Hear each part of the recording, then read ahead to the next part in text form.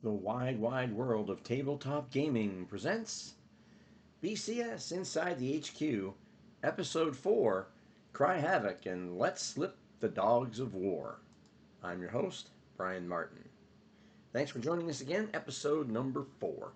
Well, we had the activation of the 333rd Rifle Division for the Soviets or Russians, whichever you prefer to call them, and mentioned that we would be having 4 battles to attack these 4 units along the front lines. So get our snafu dice roll, good to go, full activation. We're going to remind you that that is what we are currently in the middle of right now. First full activation. And so we need to place objective markers. And so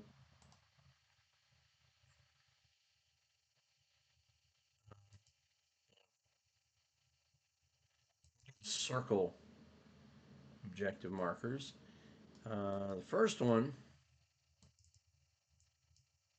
is going to go right here. The second one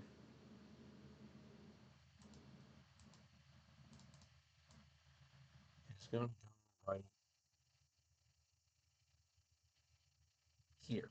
Again, because they contain an objective range, and so all of the folks are there, and then this one covers the rest of the line. So those are 2. Now, for newer players of the game, because it's a full activation and because I can have 2 objectives, I could have put a double objective on either of these hexes, which would grant me a +1 bonus on the attack, but then I wouldn't be able to reach, depending on which one of these I chose, I wouldn't be able to reach either end of the line and be able to attack all 4 units essentially simultaneously. So the first battle we're going to take care of is this first one here. It's going to be the 2nd Brigade of the 1120, whatever, 2/1120. I will fully admit I love history, but when it comes to military designations, I've never studied them. I understand the basic concepts, but how they're noted on the counters, I don't care. So these 2 units here, and rather than making an idiot of myself all the time, these 2 units here are going to attack this unit here. So we're going to bring up the battle stats for this particular attack, and you'll see that we're going to lead with the 1120 unit here. Has an AR action rating of 3, can sit right there in the middle between the arrow and the movement factors. It's a 3. And the Engert unit has a 3 as well.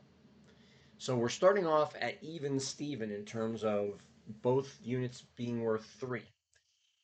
To the 1120, we're going to add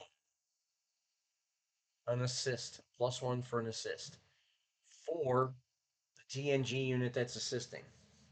That's the only +1 that counts. Shoot. You may remember that the Russians have support. Remind you of that by pulling up the chart, pulling up their. It's called. They have support, but notice the support is, I call it hollow because it's brown, which means it's sort of a transparent too. It means it's limited support, meaning it can only support the Russians when they are defending in terms of adding to the combat. So let's go through just we'll do it for the first couple just to give you a sense for the again for newer players.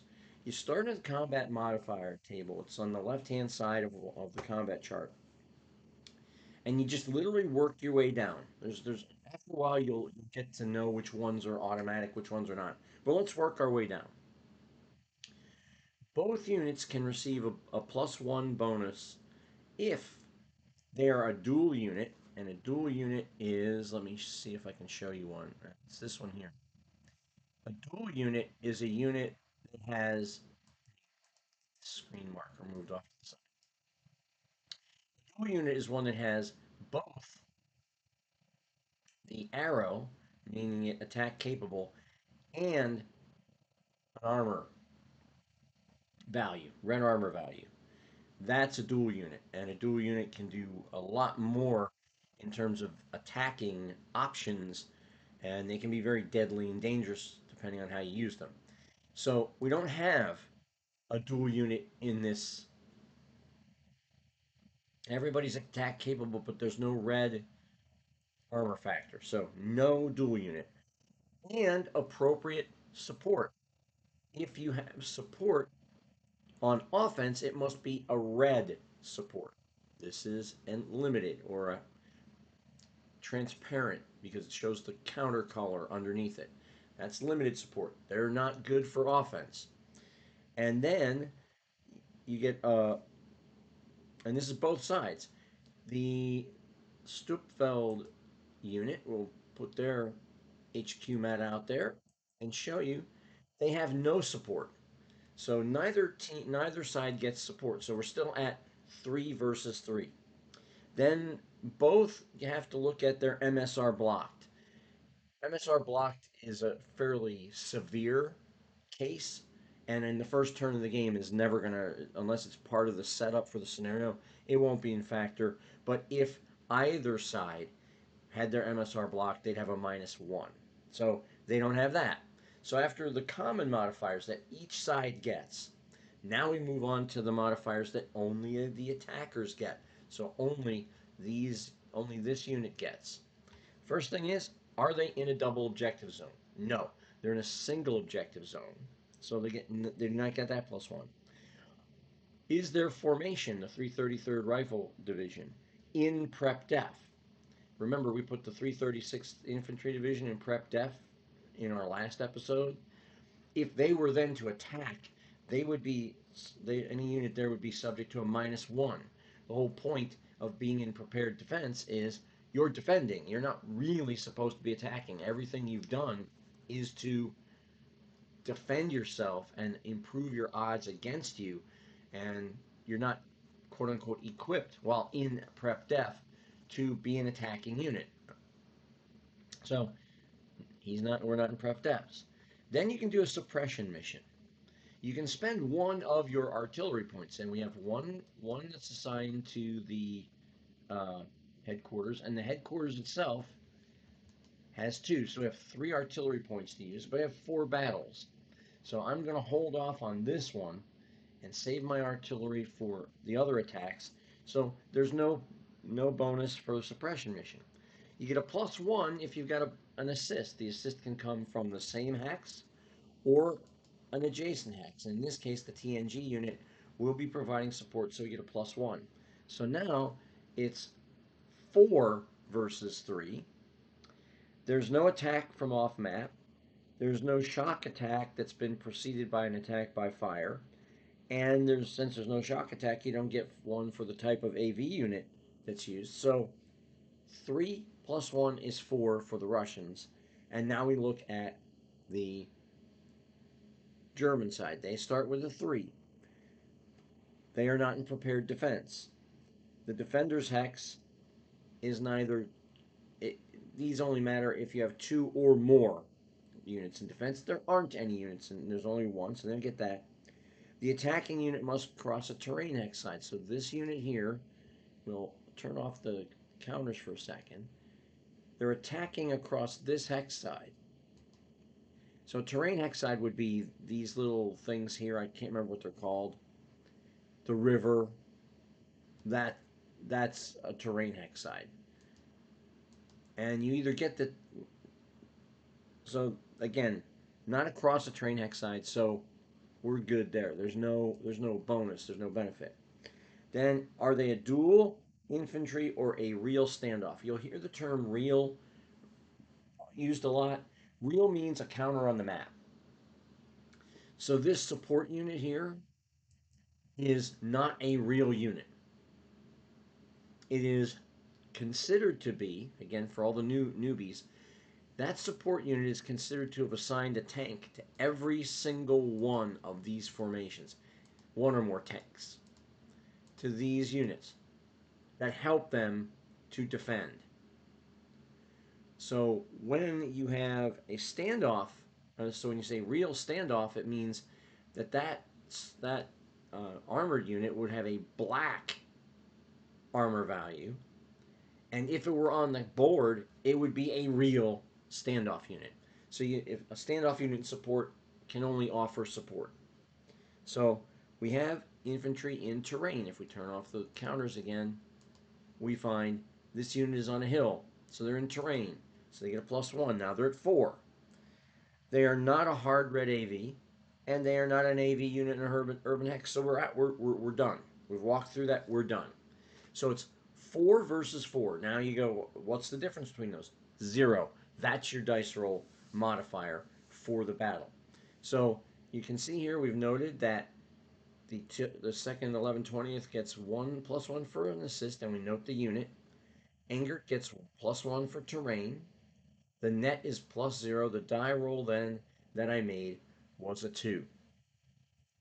I had somebody say, why don't you roll the dice on Vassal? Keeping in mind, I'm playing the game on my tabletop and transcribing the results into this for that purpose. In order to resolve the combats on my table, I have to roll the dice off the off screen. Otherwise, I'd basically be playing on Vassal, and the counters wouldn't mean anything. I'd be playing the game on screen, which I don't want to do. I don't have the time to think it through and eat a sandwich and all that other stuff, and then come here and tell you what happened. So the die roll is 2. The result on the table is an A2. A attacker loses 2 units, 2 steps, and according to the rules, they come from the AR unit first. So since TNG did not provide its action rating, that number 2, both come here, and I've already taken them off. They're now down to 2 steps. So that unit weakened itself, and at the same time, this Engert unit moved not one iota. So they are still holding that portion of the right flank of the Stuttfeld line that is around here. It's sort of, So that battle now is done. This unit doesn't have to go anywhere because the attacker lost 2. There's no retreat, and that attack is finished. So these 2 units are done for right now. And now we'll move on to the next battle in the sequence, and we'll get to that in just a second. I'll find my thing. We'll get to that in just a second or two, and when we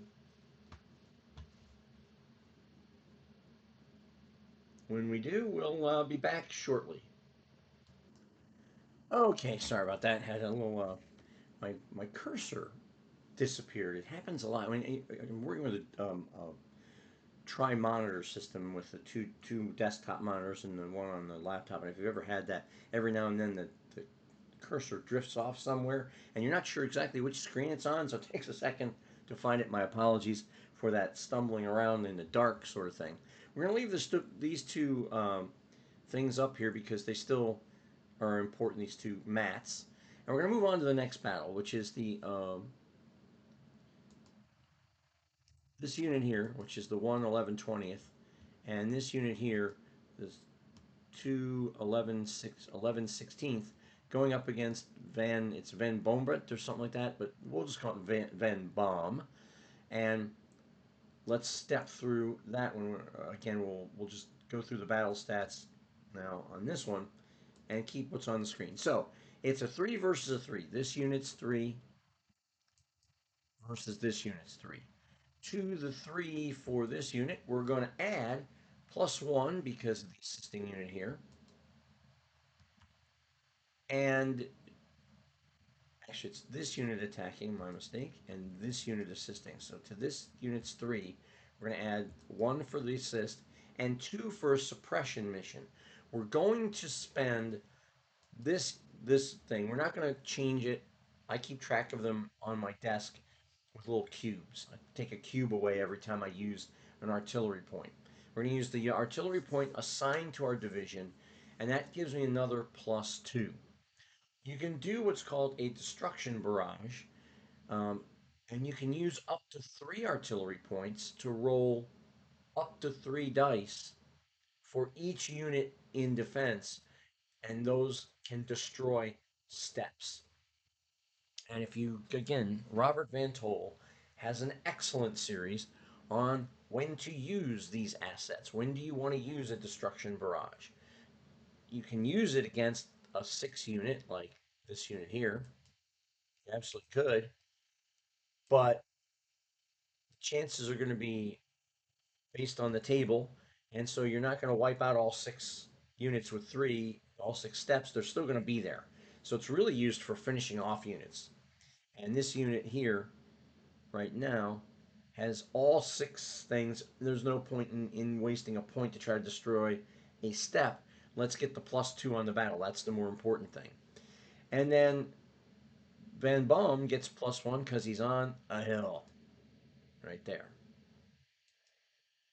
And so the final net dice roll modifiers is 2 because you have 6 total. 4 plus 1 plus 2 is 7. And then 3 plus 1 is 4. I'm sorry, 3 plus 1 plus 2 is 6, and 3 plus 1 is 4. 6 minus 4 is +2. The dice roll was 5. The MDR meaning modified dice roll, meaning I add 2 to that. The result is attacker loses a step, defender has a situational retreat, and it creates traffic. So here's what happens. The attacking unit, this 11-120, has to take a step loss. Has to.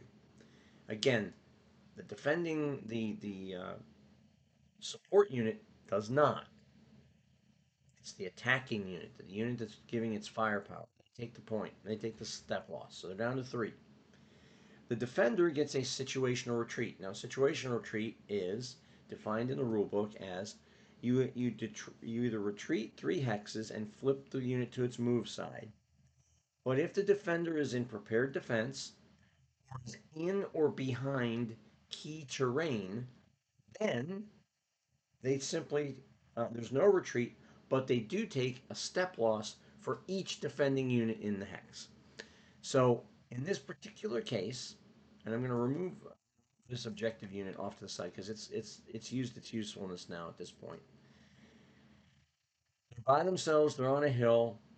They are not. The hill is not. It's considered terrain for both barrages and for regular attacks, but it is not key terrain, and therefore they have to retreat. So the first thing you do on a retreat is flip them first, and they have to move 3 hexes. They must move 3 hexes nearer to their their headquarters. Here is their headquarters. So they flip and they'll go 1, 2. And again, you have a choice where you want to go. Because the Russians pose a threat here, you're going to move them back here behind the river for 3.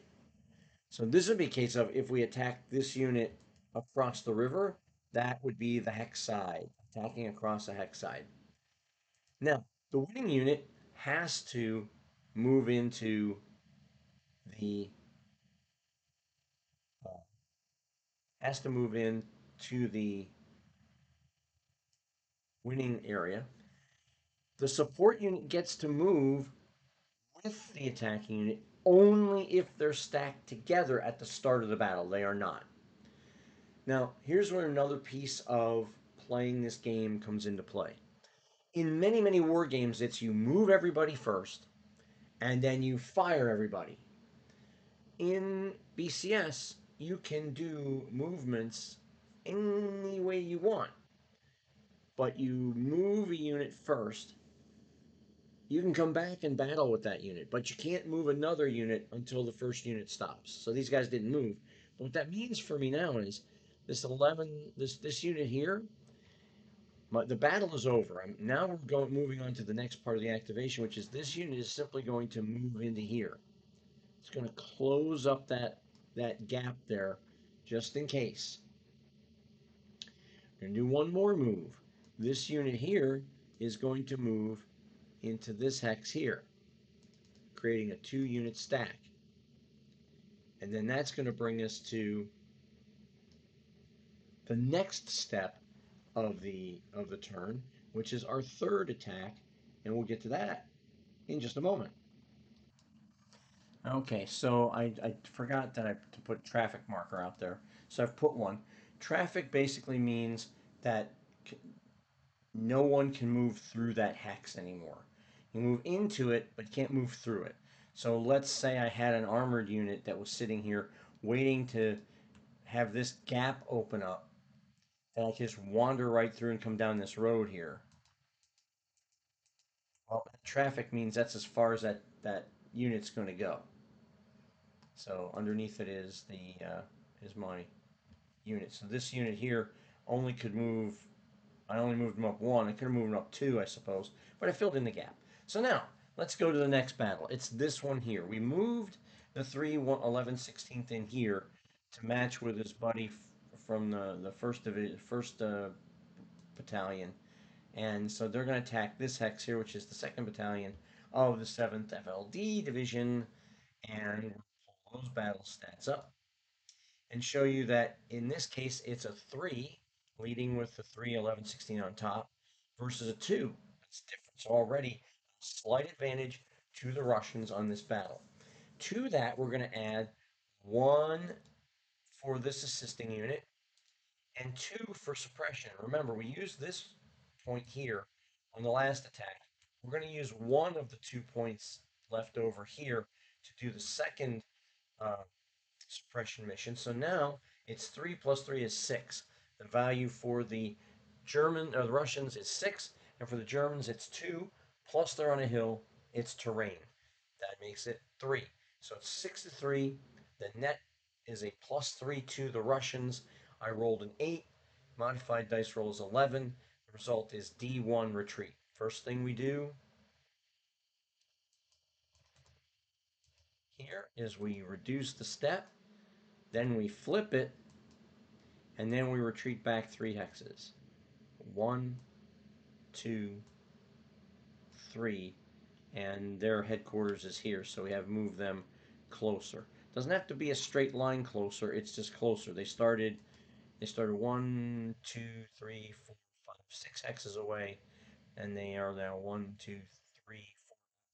So I suppose really they should have moved. That's fine. Just that. Um,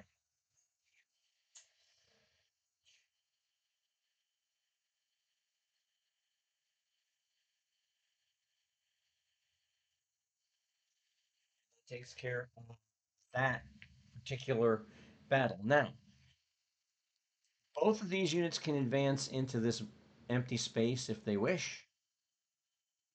I should say both of these units can empty space if they wish, and they're going to. They're going to move in there,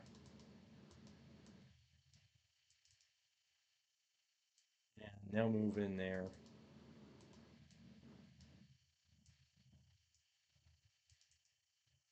and now that piece is done. And so we're getting ready for the last battle, which will be these 2 units going up against this unit. And hopefully that will be another victory, but we'll find out in just a moment. Okay, so we are now uh, getting this last battle resolved. These battle stats, pretty straightforward. This unit here is going to lead the attack. This unit will assist. These are the defenders, and they are not in terrain, so they're caught out in the open. So a few things change. First of all, they get 3. That's again the Russian unit. 3 for their attack rating, action rating. That number right there in between, that little tiny little superscript number. 3 plus 1 for the assist, plus 2 for the suppression. We're going to use the last of our 3 available points to do a suppression mission. That gives us 6. The This unit gets nothing. They have 2. They're not in terrain and nothing else applies. So it's 6 versus 6 versus 4. Sorry, 6 versus 3. Mistake. 6 versus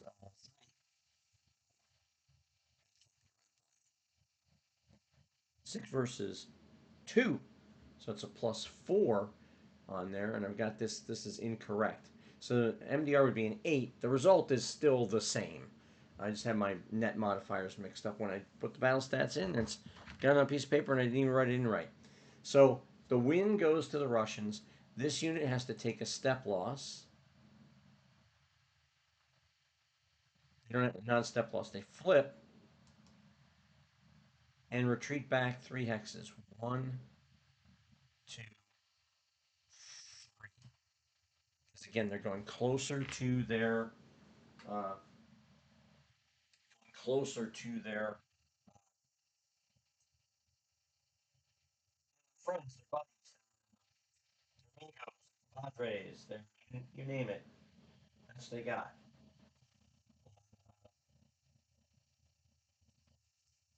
Headquarters. Headquarters. And that takes care of that. Now, these guys could move, and this unit here is going to move. It does detach them ever so slightly from their friends here, but it also has opened up a gap in between those units for the first tank unit to come through if they need to in a later activation. So we have that, and that's it. That's all we're going to do. These units, there are no other units to move. This unit here is part of the first tank division. Underneath is the combat train, so we're fine. We're going to do a quick look at the command range. The range is 6. 1, 2, 3, 4, 5, 6. Everybody's within range, so we don't have to move anybody related to command. And we can try for a second activation if we so choose. Let's, first of all, let's get rid of some of these counters on the map because now it's the cleanup phase. After you've done all that, we're going to remove the objective, traffic, and any temporary drop support units that we have. We don't have any. We're going to remove everything else though, and then we're going to mark everybody as moved, and we're done. So I'm not going to play the turn, obviously, here, but we're going to make a decision. What do we want to do? First things first, before we even do a second activation, we're going to roll for fatigue. Now, the fatigue table is a little different than it has been. It's the same table, but what we're looking for is different. So, in this particular turn, we did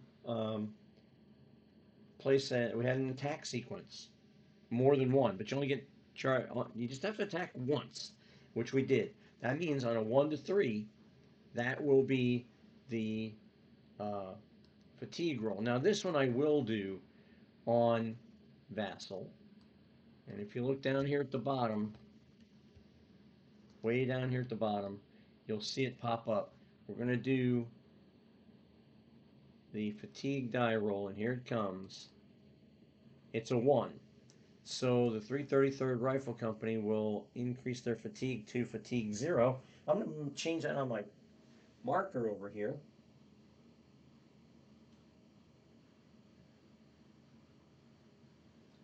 And now the question comes in, do I want to try a second activation? It's early on in a 10-turn game. Second activation doesn't mean much of anything if I don't do anything. Well, I think we're all pretty solid on where everybody's at. Feel good about what we did to try and attack again this unit to push them back would mean I'd risk another 1 to 3 at losing another fatigue step. Excuse me. And again, it's early on. It's the first turn of a 10-turn game. You really don't want to start playing around with fatigue because as that fatigue level goes up, maximum is 4.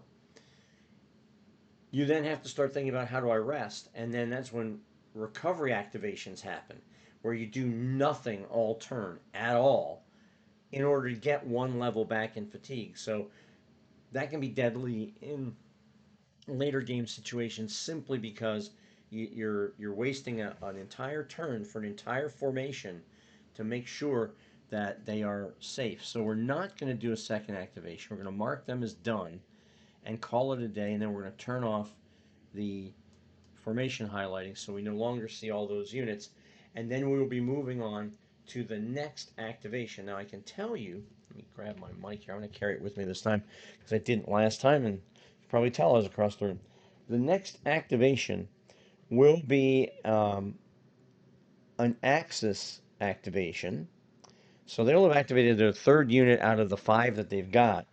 It is Atom KG. That will be the next formation activated for the Germans, and that unit is over here. It's this group here. Let's highlight them real quick. It's this group that are holding a nice little line and protecting 2, 3, 4 of the victory points that are there, but they're not facing a whole lot of Russian resistance at this point, but they may in the future. Let's take a quick look at those Russian reinforcements and when they're coming in. See what we've got. What are they doing? Where's that? This one here. And let's see. Russian reinforcements. They're coming on December 9th, and they're coming in either A or B. And if we remove the units from the map, we'll find that A or B. B is at the top half of the map. A is at the top half, and then around the corner. So they're a long way from Tipperary, but they're still holding that side of the line. So we don't know what we'll do with them yet. So that is the essence of this particular thing. Let me also mention before we close out episode 4, which has been our longest episode so far, but hopefully a valuable episode in terms of seeing how the mechanics work a little bit. And that is when a unit retreats, it has a couple of, it should go back 3 units, 3 hexes.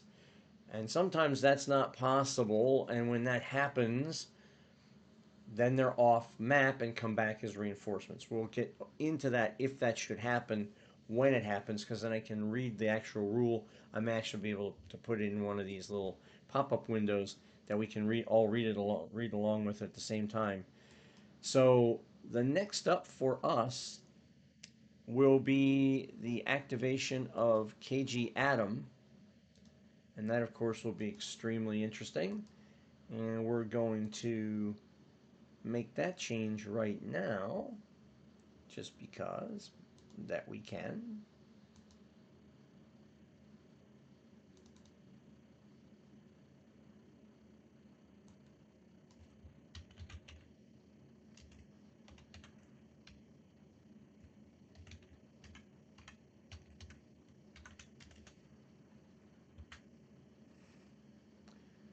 And hopefully that shows up on screen. Yep, Atom KG, and the next full activation will be there first. So we thank you for watching as always.